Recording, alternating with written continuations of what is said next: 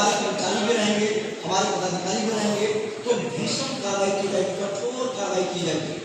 इसलिए आप लोग बहुत सारी चीजों से बिल्कुल निश्चिंत रहें और अच्छे ढंग से काम करें।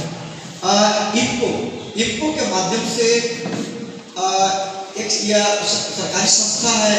और इफ्को के माध्यम से हमारे जिला में जो खाद आता है, जो भी उर्वरक आ रहे हैं,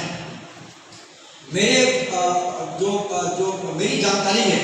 कि बिल्कुल इफ्को ही एक ऐसा कंपनी है, हमको इसको बोलने में कोई झिझक नहीं है। इफ्को ही एक ऐसा कंपनी है जो कि आपको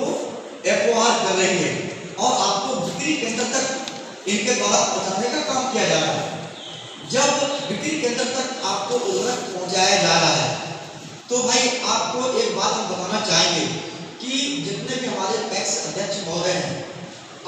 हम लोग आज यहाँ पर हैं, कल इस जिला से दूसरी जगह चले जाएंगे, बट आपको तो इसी सोसाइटी में रहना है, इसी वातावरण में रहना है आपको, तो आपको चूंकि उन्हीं के बीच में रहना है। आज मान लीजिए आप पैक्स अध्यक्ष में हैं, कल के मुखिया जी में खड़ा होइएगा, जिला पार्षद में खड़ा होइएगा, भगवान चाहेगा तो आगे में खड़े होइएगा, तो आपको तो हमेशा किसानों के संपर्क में रहना है और किसानों के साथ में इनजस्टिस नहीं करना है, क्योंकि आप उन्हीं के मदद से आज आप पैक्स अध्यक्ष के रूप में कार्यरत हैं, आपकी एक पहचान है। तो अन्य खुदरा विक्रेताओं की तुलना में आपकी एक पहचान है जनप्रतिनिधियों के रूप में। तो हम आशा करेंगे कि किसी भी पैक्स अध्यक्ष की तरफ से मेरे पास शिकायत नहीं आना चाहिए,